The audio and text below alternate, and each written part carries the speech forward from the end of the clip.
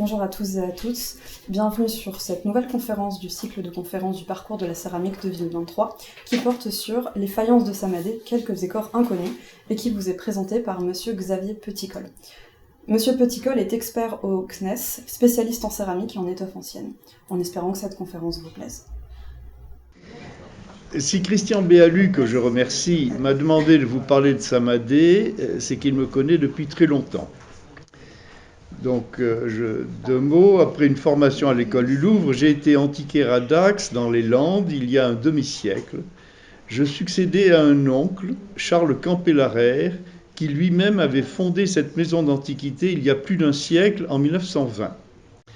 Tout jeune, Charles Campélarère avait constitué une collection de faïences de Samadé.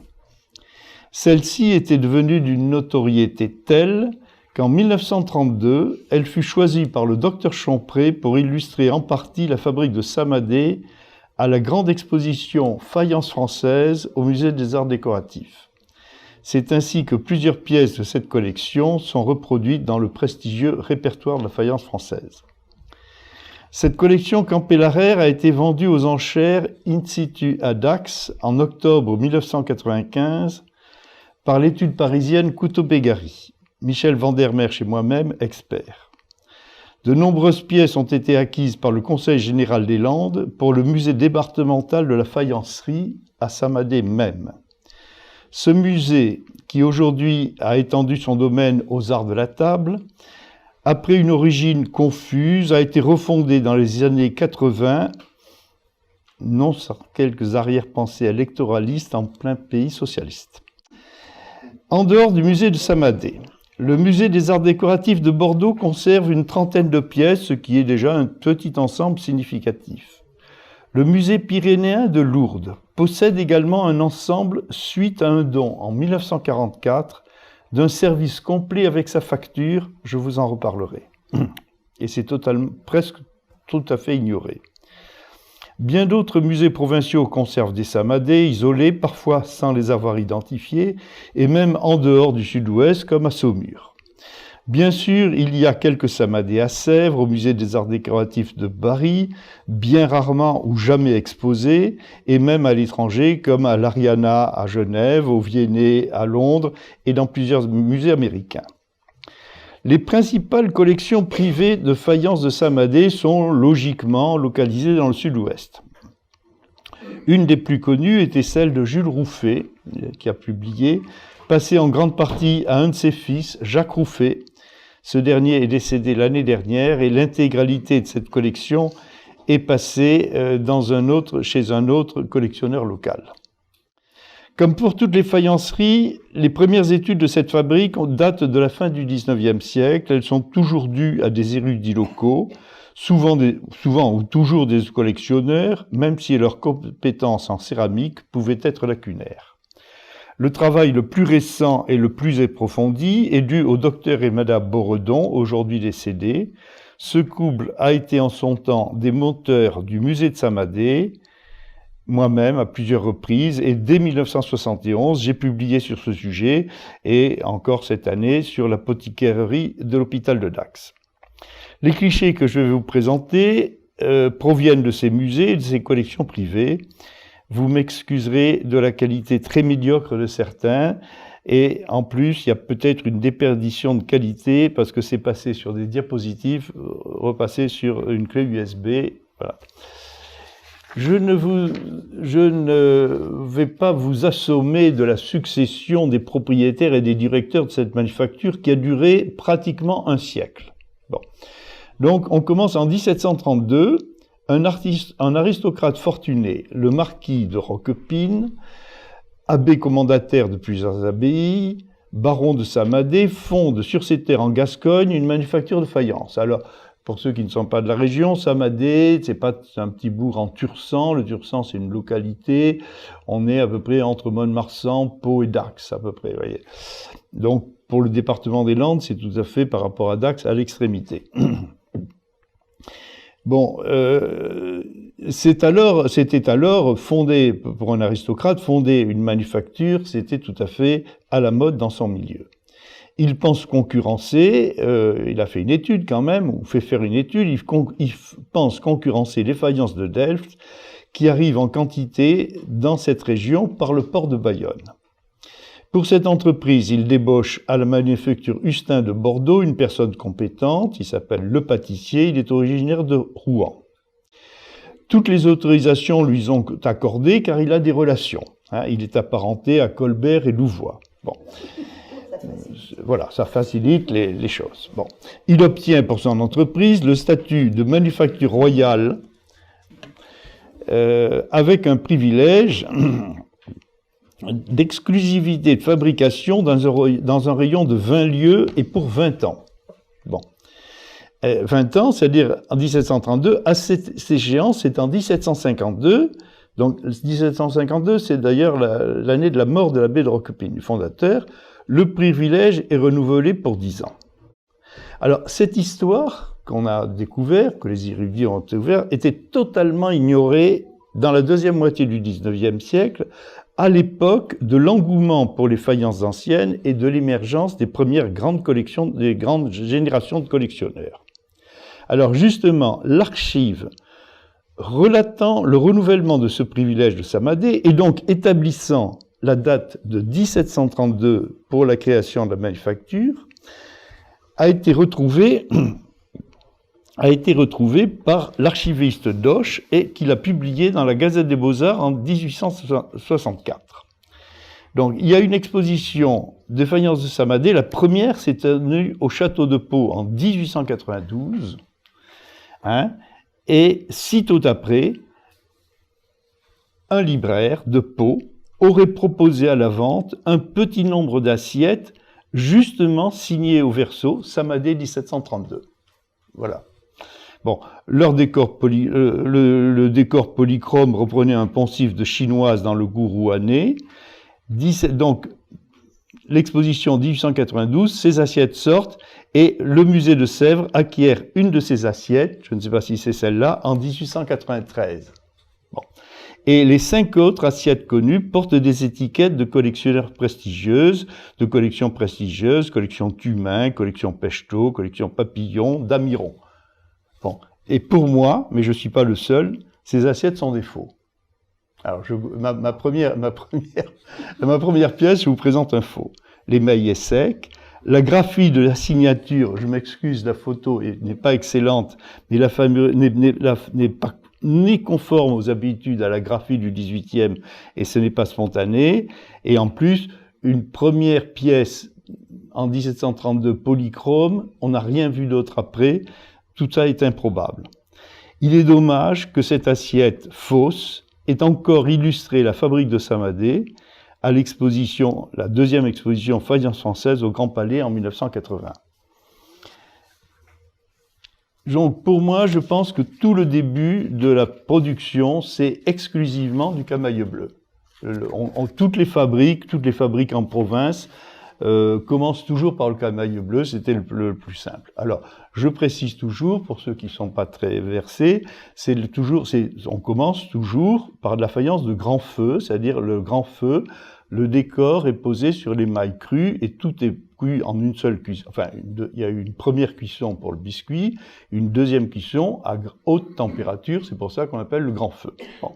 Je précise ça parce qu'ensuite nous verrons que Samadé a tenté, a réalisé en fin de carrière, en fin d'évolution, une production de petit feu. Donc là, nous sommes en grand feu et nous sommes en camaïeu bleu. Alors, qu'est-ce que nous trouvons? J'ai essayé de vous privilégier des pièces qui portent des signatures et des dates, mais c'est exceptionnel. Je pense que, à mon avis, il ne doit pas exister 100 pièces signées et datées. Et donc, moi, toutes celles, je trouve que c'est très important. D'abord, si elles sont signées Samadé et qu'elles sont bonnes, c'est quand même une preuve. Et s'il y a une date, ça veut dire, ça permet de dater un décor à une époque précise, et donc les décors équivalents non datés, ça permet cette vérification. Alors au début, nous trouvons, vous voyez par exemple, le masque sur ce petit... Alors c'est un petit pichet ici, vous voyez, qui est marqué, alors pièce c'est une pièce patronymique. Alors, les pièces datées sont très souvent des pièces... En principe, les pièces ne sont pas datées, sauf les pièces patronymiques. Enfin, voilà. Donc, celle-ci, c'est Johannes Dupin. En plus, Dupin, c'est une famille tout à fait que je connais de Samadé, des Dupin de Jean Caro, qui avaient leur propriété, qui jouxtaient les locaux de la manufacture. Donc, Johannes Dupin, et il est daté 1745. Nous trouvons ce masque que j'ai retrouvé sur des pots de pharmacie à l'hôpital de Dax, et un décor dit au Saint-Foin. Vous voyez ici un décor au Saint-Foin sur cette petite théière. Nous trouvons, alors, je vous ai dit, une production totalement inconnue de pots de pharmacie. J'en avais trouvé 5 à l'apothicaire de l'hôpital de Dax. Il y en a quelques-uns dans les hôpitaux. Je pense qu'au début, il y a une production. Alors, c'est assez difficile. Tous ces pots de pharmacie, ils sont tous en bleu. Aucun n'est jamais signé. Il y a jamais un pot de pharmacie n'est signé du nom de sa fabrique. Enfin, je pense. Et donc, souvent, c'est totalement inconnu. Or ça, le graphisme de ces fleurons au-dessus, etc., c'est très caractéristique de ça, et c'est assez peu connu. Et puis alors, nous arrivons avec de la plâtrerie, vous voyez, de forme octogonale. Ça, c'est assez classique, on en a vu beaucoup. Un décor sur l'aile, un décor de galon, comme partout, hein, à Rouen, mais comme partout. Et au centre, une fleur dite une fleur de chardon, comme on a vu à Moustier, des fleurs de solanée. Ça, c'est tout à fait basique. Alors, un décor rayonnant, vous voyez ici, un décor sur l'aile de dentelle, de lambrequin filiforme, un peu dentelle, plutôt plus proche de Moustier que de Rouen. Vous voyez, à Rouen, le lambrequin est tout à fait différent. Et au décor, et au centre, ce motif rayonnant. Alors, par exemple, cette assiette-là, elle était au musée des Beaux-Arts des arts décoratifs de Bordeaux, et Jacqueline Dupaquier l'avait mise à Bordeaux, et dans le catalogue Bordeaux. Moi, je suis pas de cet avis. Regardez, celle-ci est exactement la même, et au verso, elle est datée Samadé 1750. Et je pense que cette assiette plus celle-là sont du même dessinateur, comme ce bouillon. Ce bouillon, je ne sais plus trop où il est, s'il est à Sèvres ou... J'ai un peu oublié les provenances, mais enfin, il existe. Donc, vous le voyez entier avec son couvercle. L'intérieur, dans les bouillons, les pièces patronymiques, c'est souvent des bouillons. Hein, c'était un objet personnel, si vous voulez, qui était fait au nom pour une personne. Celui-là, c'est Marie-Catherine Paroil. Et au verso, vous voyez, avec cette signature très spontanée, très enlevée, Samadé 1750. Donc, on peut dire que l'assiette précédente que j'ai vue, il y avait un exemplaire, il y en a eu des séries comme ça. Hein. J'en ai une, il y a eu une au musée des arts décoratifs de Bordeaux, il y en a eu, voilà, tout ça c'est dû au même dessinateur vers 1750. Alors, je continue pour vous donner la chronologie un peu d'autres bouillons patronymiques et qui sont datés. Alors celui-là, c'est, vous voyez, celui-ci, on est Madame de Bord, 1763. Alors, du point de vue local, en études régionales, c'est intéressant aussi de voir, de retrouver toutes ces patronymiques, parce qu'on les connaît. Il y a eu un petit château de Bord qui était tenu à Clermont, enfin, on est à 30 km de Dax, etc. Tout ça, ça peut se retrouver. La fois suivante, Hélène Daricot. Alors Daricot, c'est un patronyme extrêmement local. Dans la région, dans les Landes, il y a des Daricots de tous milieux sociaux, et il y a eu des Daricots qui vont être directeurs de la manufacture. Mais il y a le général Daricot, il y a beaucoup de familles Daricots dans les Landes. Hein, donc c'est tout à fait normal d'avoir trouvé ça.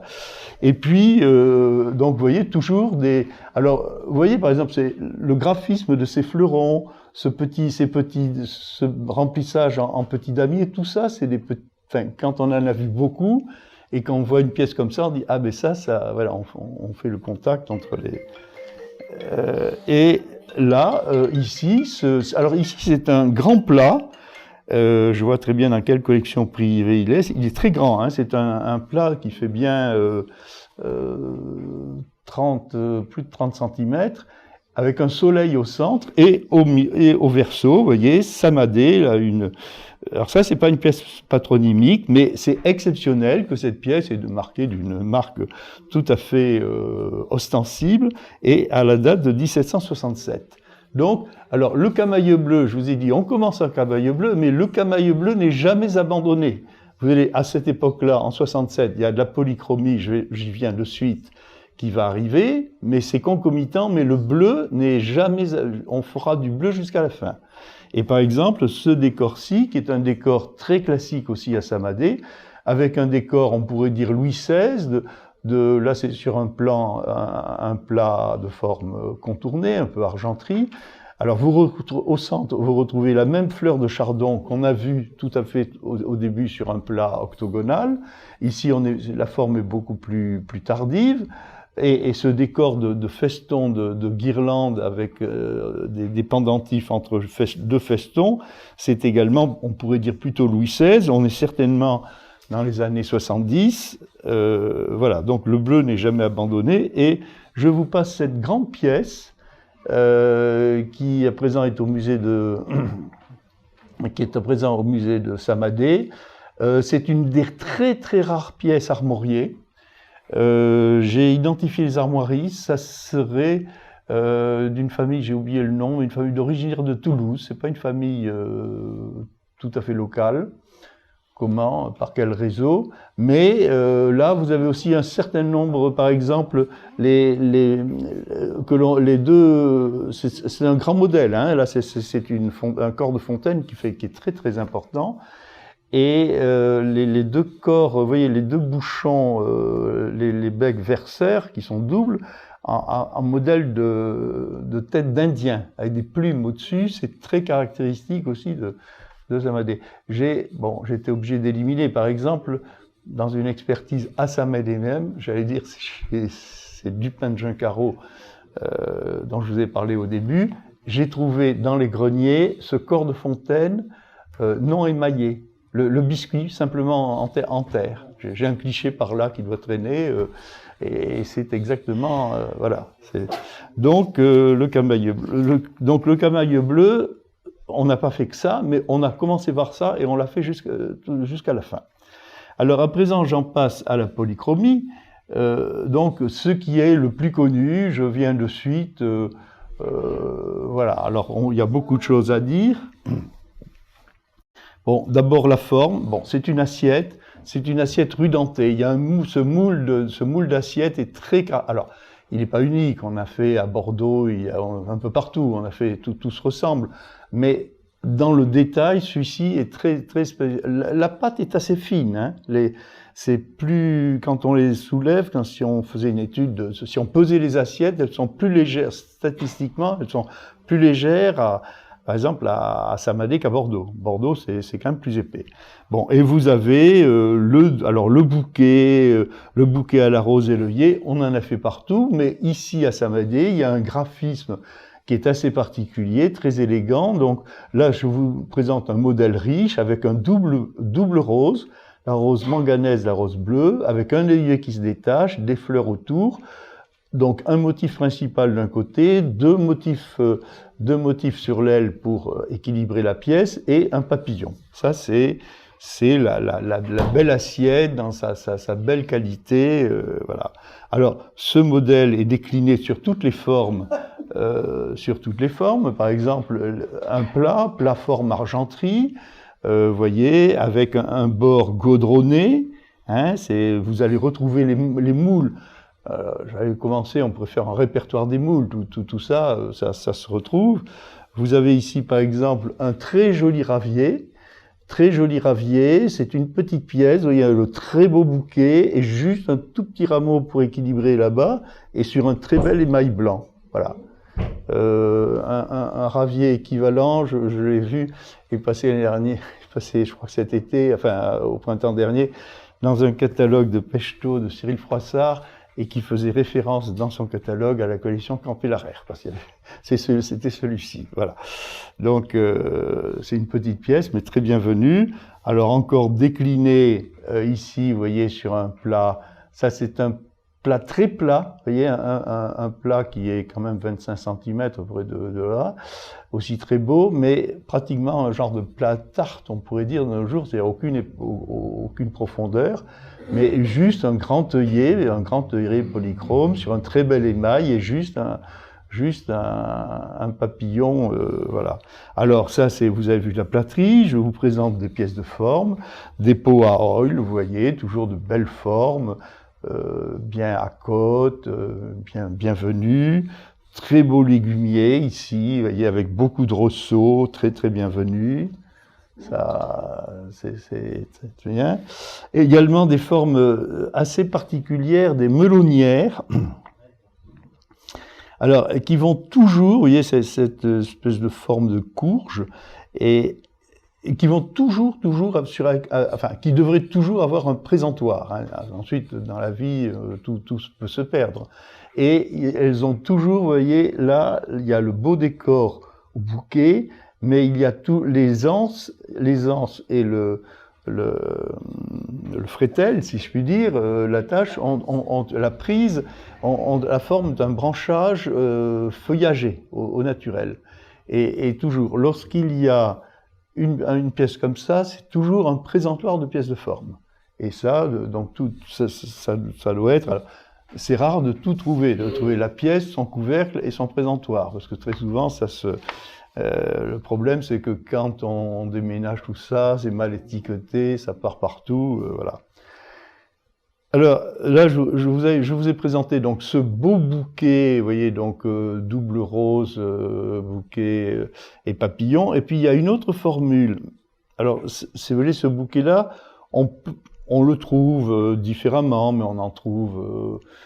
J'allais dire, Jacques Bastian avait expliqué que ça existait partout. Le bouquet de grand feu, qui est en fait, ce bouquet de grand feu n'est qu'une imitation du bouquet de petit feu, qu'on ne savait pas très bien faire, mais c'est une imitation des bouquets de petit feu qu'avait mis au point Strasbourg. Hein. Donc on le réalisait en grand feu. Bon, mais ça, il y en a, Mayonnaise, il y en a un peu partout. Celui de Samadé a un graphisme qui lui est propre. Mais encore plus propre, c'est une typologie, je n'ai retrouvé que ça, et je pense que si on en trouve ailleurs, c'est une imitation de Samadé. C'est un bouquet, je l'appelle le bouquet symétrique, c'est-à-dire il y a une seule rose qui est encadrée de 5 pois de senteurs, bleu et jaune alternés, vous voyez, dans cette disposition-là.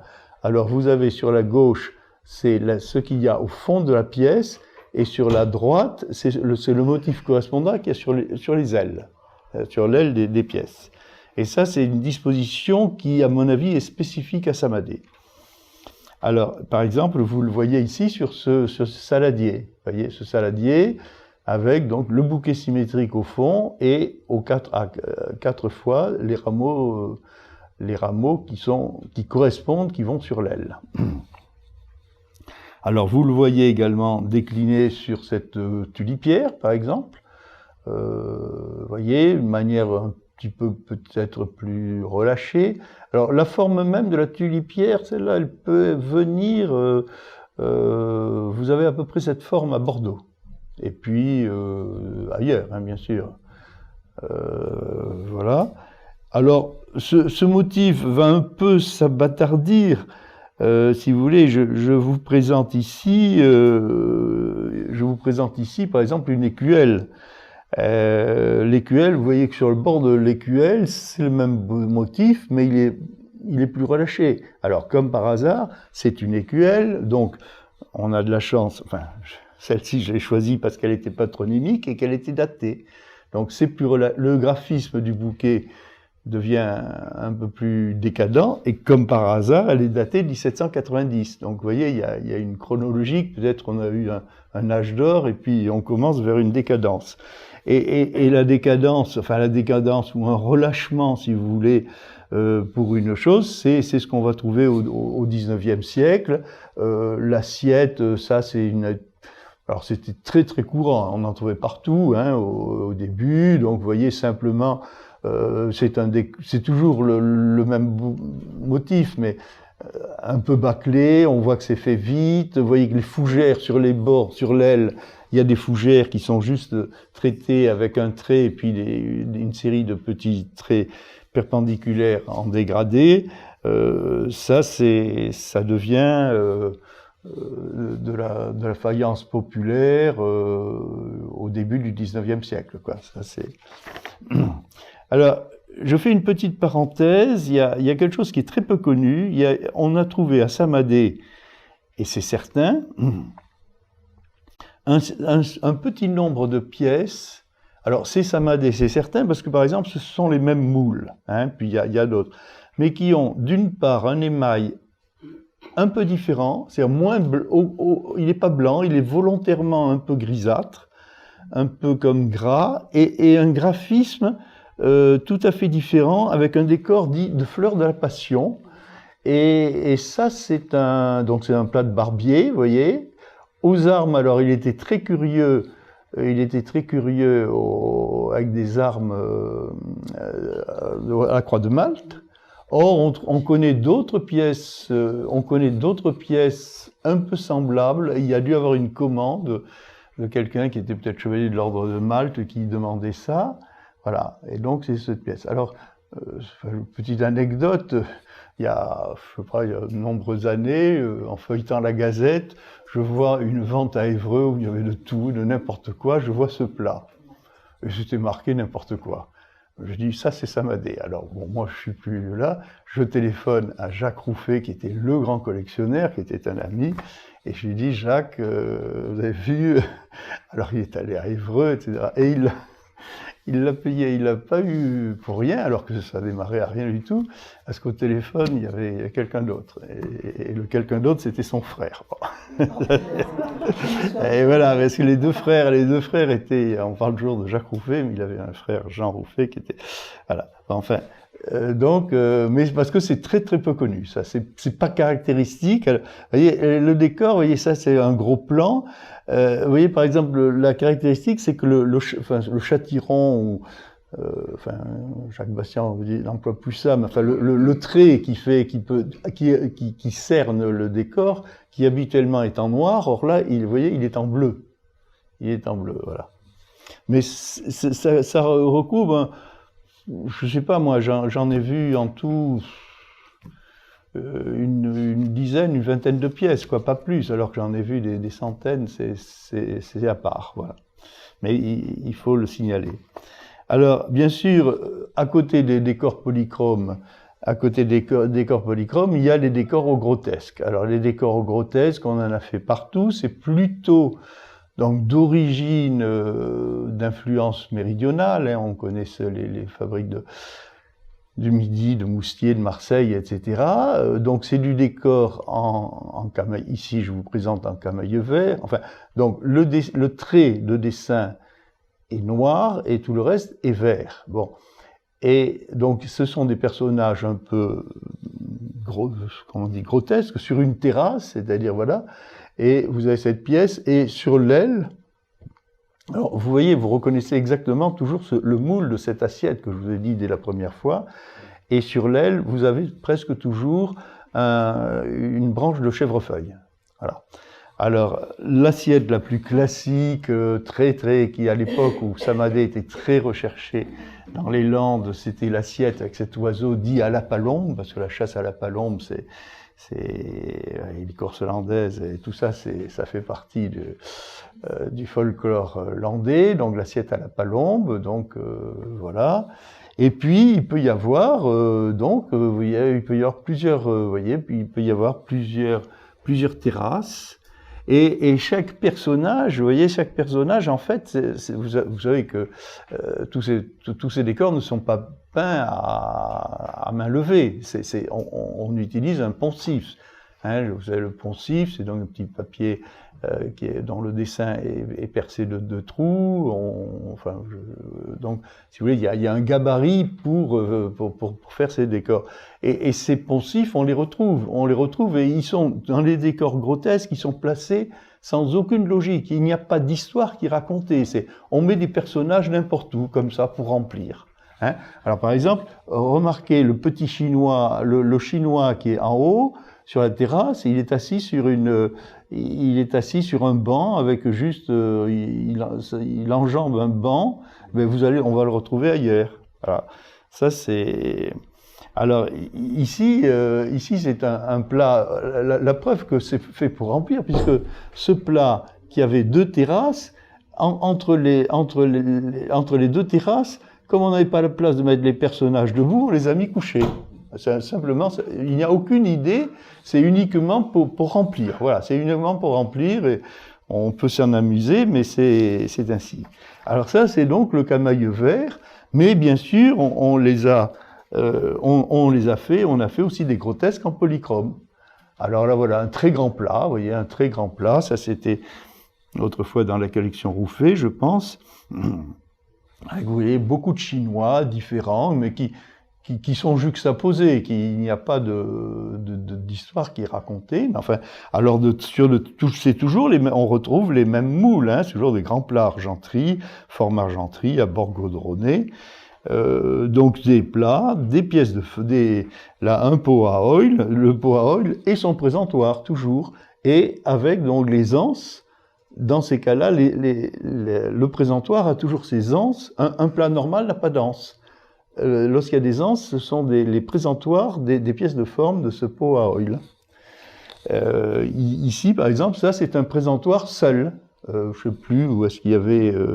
Ou c'est peut-être le présentoir de la pièce précédente. Oui, c'est peut-être oui, celui-ci, ça doit être le présentoir vu de face de celui que vous avez, de celui qui était ici, là, voilà.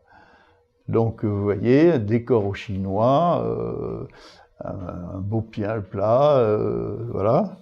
Et, par exemple, ici, vous voyez un gros plan vous retrouvez le poncif de ce chinois avec une jambe passée sur un banc, et là il est à côté plutôt d'un gentilhomme européen. Là, voilà. Mais enfin, vous voyez, le graphisme est amusant, mais ça reste un peu naïf, faut reconnaître par rapport à ce que je vais vous montrer tout à l'heure.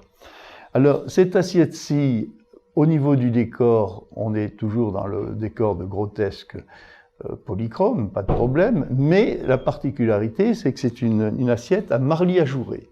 Et ça, c'est évidemment un plus, c'est évidemment certainement l'influence de la porcelaine, mais ça veut donc dire qu'à Samadé, il y avait des ateliers de moule et une plasticité de la pâte pour faire des pièces, vous voyez, comme ça, très... Et la dernière pièce que je vous montre, en fait, c'est une burette, hein, avec un bec verseur et une anse. J'ai pas retrouvé la photo en play, mais le plus important, c'est le dos c'est l'arrière, parce que qu'est-ce que je vois? Vous pouvez lire tout autour de cette inscription. Il est marqué donc à Samadé, donc alors on est bien, c'est sûr, c'est là, 24 avril 1775. Donc, pour moi, déjà très important, et vous allez voir d'autres pièces, tout ça qu'on peut considérer comme la meilleure période, les plus beaux décors de Samadé, on est dans les années 75, moi je dirais la décennie 70-80, quoi. C'en est une preuve, c'est ça le grand intérêt d'avoir des pièces datées. Alors, je vous passe encore cette terrine au blond, vous voyez, décor au chinois, beau modèle avec en argenterie, et celle-ci. Vous voyez, quand vous voyez celle-ci et celle-ci, ben, il est évident, c'est le même moule. Donc, celle-ci, c'est évidemment du Samadé avec tout ce qu'on a vu par ailleurs, hein, on l'a même vu signé et daté, et donc celle-ci, c'est Samadé, c'est sûr. Voilà, c'est comme ça qu'on peut apporter la preuve qu'une pièce est du Samadé. Et c'est tout blanc. c'est tout blanc. Et il y a eu du samadé tout blanc. Et d'ailleurs, toutes les fabriques, c'était quelqu'un que j'aime bien en érudit, que certains connaissent, Rosen, qui dit que toutes les fabriques ont fait du blanc. Toutes les fabriques, mais d'abord, ça coûte moins cher. Et donc, il y a eu une production de blanc. Et moi, j'en ai eu, pas des quantités, mais plusieurs pièces. Et souvent, c'est négligé. Souvent, la plupart du temps, les gens ne savent pas d'où ça vient, parce qu'il n'y a pas de décor.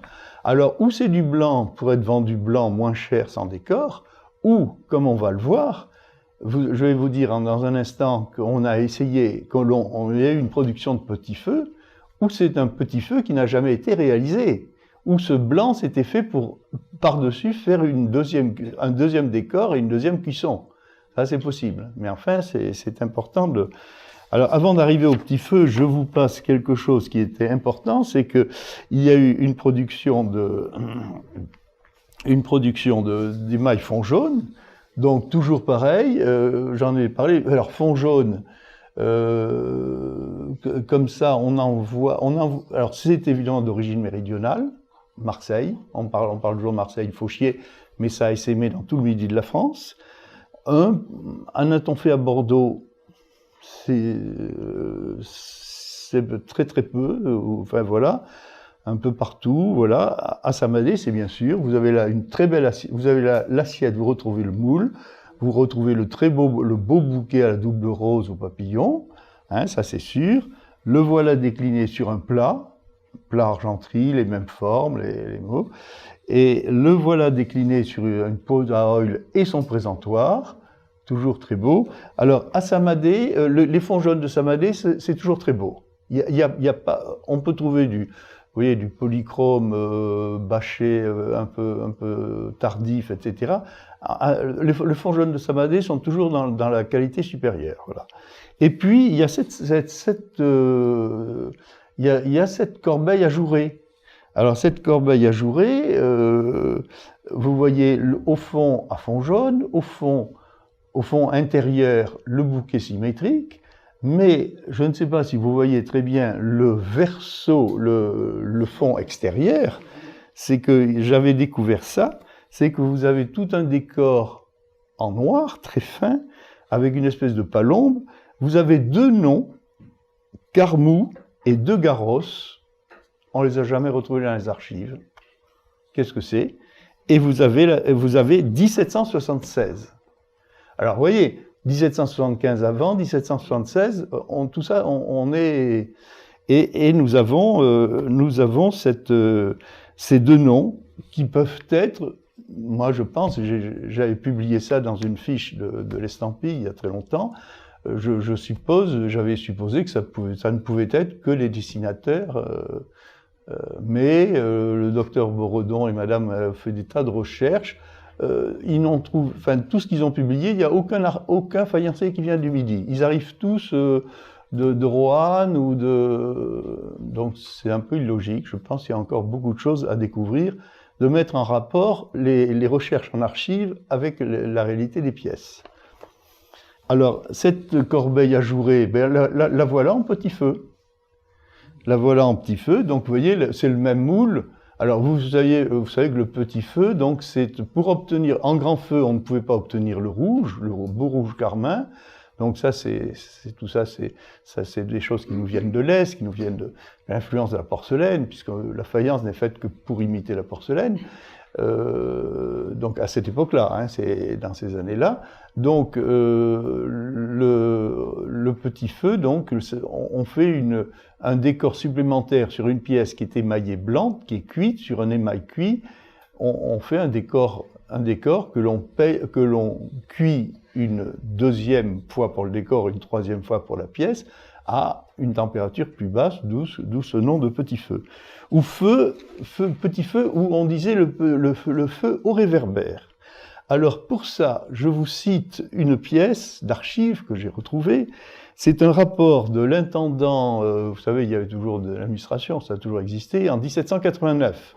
Il y avait un intendant, voilà, qui s'appelait de la Porterie, en plus, la descendance, et qui écrivait « On fabriquait à l'imparfait, à Samadé, de la faïence à réverbère, mais on a été obligé d'y renoncer à raison de ce qu'on en pouvait vendre une seule pièce depuis que la poterie anglaise est en vogue.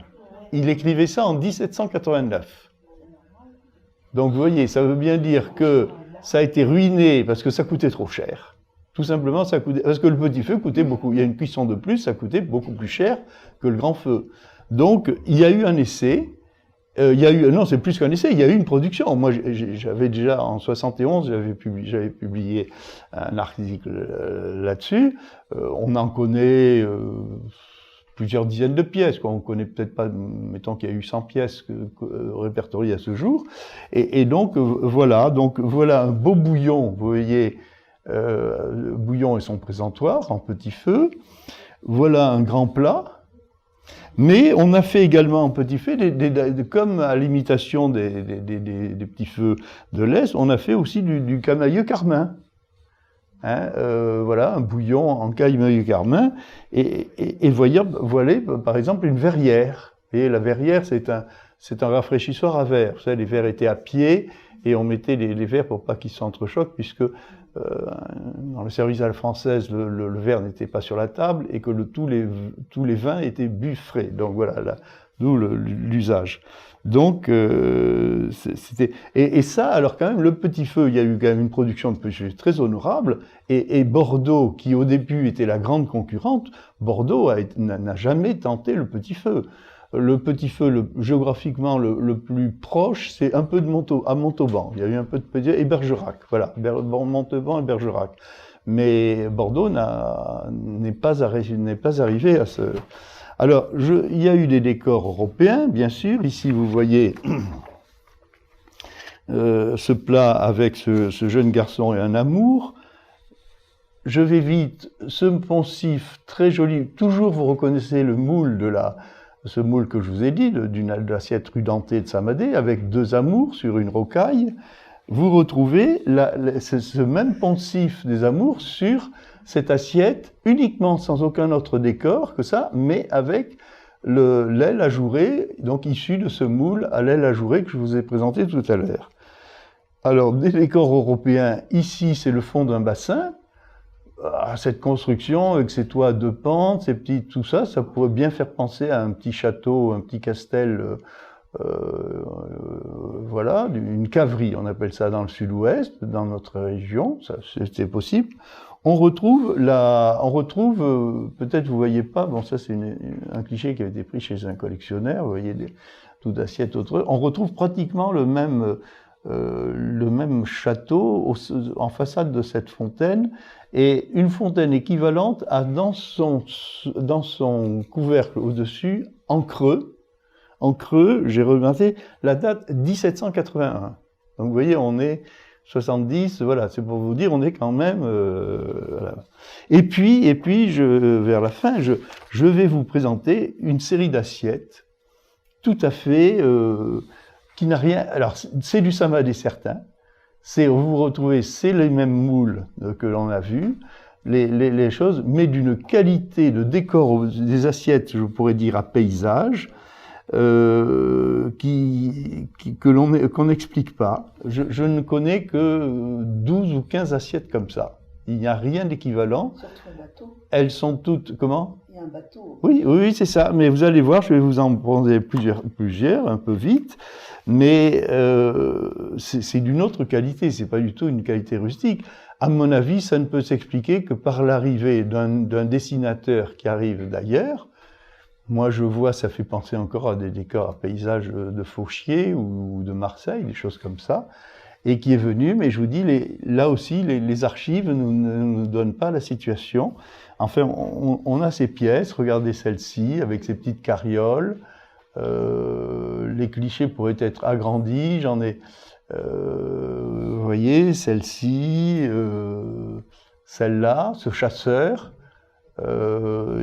C'est tout des scènes européennes, de visages, de paysages. Je ne sais pas si vous les voyez, est-ce qu'elles sont bonnes de qualité, ça va parce que des décors de rocaille, celle-ci, voilà, tout ça. Les paysages, je voudrais toujours faire Je devrais faire beaucoup d'articles là-dessus. Les paysages font assez penser à de l'architecture qui pourrait être de par chez nous. Et puis celle-ci, et je vous ai mis un gros plan d'un détail, vous voyez cette petite scène scatologique à côté, le monsieur qui fait ses besoins, voilà, et bon, dans toutes les faïences, on s'est amusé, c'est pas l'unique exemple de scène équivalente en céramique, mais vous voyez, c'est quand même une grande qualité. Et puis je termine alors par des pièces anthropologiques, enfin un décor avec des figures anthropologiques. Alors vous voyez quand même la qualité. Alors vous voyez cette base d'huilier à décor ajouré, comme la corbeille ajourée. Vous voyez les deux burettes. Alors les deux burettes d'huile et de vinaigre. Alors l'huile qui a un visage très composé, alors que le vinaigre est grimaçant, c'est évident. Vous avez deux très beaux exemples de Piché Jacot et de Piché Jacqueline. Alors là, ce n'est pas très... Il y a d'autres exemples dans beaucoup d'autres manufactures, hein, c'est surtout dans le Nord, mais on en a vu peut-être aussi dans le Sud-Ouest. Ici, elles sont particulièrement... Les visages sont particulièrement gracieux. Alors ici, malheureusement, les deux exemples que je vous montre ont perdu, non pas leur... En principe, elles doivent avoir des couvercles, qu'elles n'ont pas. Hein. Alors, il existe, je connais, c'est rarissime, mais ça a existé, c'est l'un et l'autre modèle en fond d'émail jaune. Enfin, j'en connais un exemplaire, et l'autre, pour le Jacot, à l'exposition de 1898, j'avais vu sur les photos, c'était les photos en noir et blanc, mais on voit que dans une vitrine, il y avait un Jacot qui devait être à fond jaune, voilà. Mais enfin, donc ça a pu exister au moins une ou deux fois. Et puis, vous avez ce modèle de salière dit Vénus et Cupidon, de forme rocaille. Alors là, oui, l'influence de la porcelaine est évidente. Hein. J'ai quelque part dans les archives, lors d'un voyage avec des amis de Sèvres, j'avais photographié dans, je ne sais plus où, dans quel musée en Allemagne, pratiquement la même pièce en porcelaine allemande. Et puis, j'en arrive à la pièce emblématique de Samadé, c'est l'huilier au cheval cabré, c'est-à-dire vous avez, c'est carrément une petite pièce, avec donc le cheval cabré, le cavalier, les deux burettes. Alors vous voyez les couvercles des burettes qui sont des masques de lion. Alors j'ai répertorié à ce jour, alors d'abord, ce modèle-là, dans aucune autre faïencerie et nulle part ailleurs, même en porcelaine, j'avais demandé à Cyril Froissart, etc., il ne voyait rien d'équivalent, d'une part, bon, c'est quelque chose, et à ce jour, j'en ai répertorié 7 exemplaires. J'en ai répertorié 7 exemplaires, dont il y en a 5 en collection publique.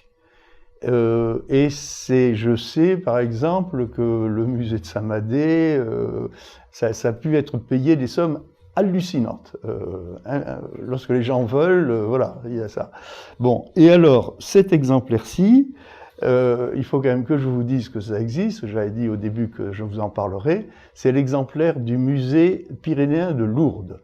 En 1944, le musée de Lourdes a reçu d'une famille d'un certain monsieur de Laffitte, qui était un aristocrate d'Aire-sur-Adour, Aire-sur-Adour c'est pas très loin, un service complet de plus de 100 pièces de forme. Alors toutes les pièces, la plâtrerie et toutes les pièces de forme, c'est du camaïeu vert, c'est du grotesque camaïeu vert, de belle qualité, mais comme je vous ai montré. Mais il y a en plus l'huilier au cheval cabré, 2 salières à Vénus et Cupidon, et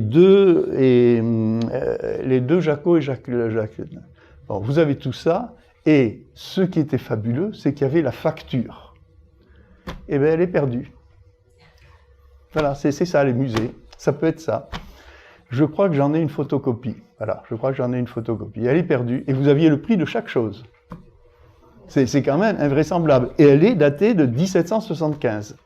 La facture, justement, la facture a été vendue, on a le prix de tout. Alors, comme toujours, c'est très intéressant parce que le patron... Alors, ce qui est aussi curieux, c'est que je vous ai dit que tout ce qu'il y a de plus beau Tout ce qui est de plus beau, c'est vers 1775, 1780.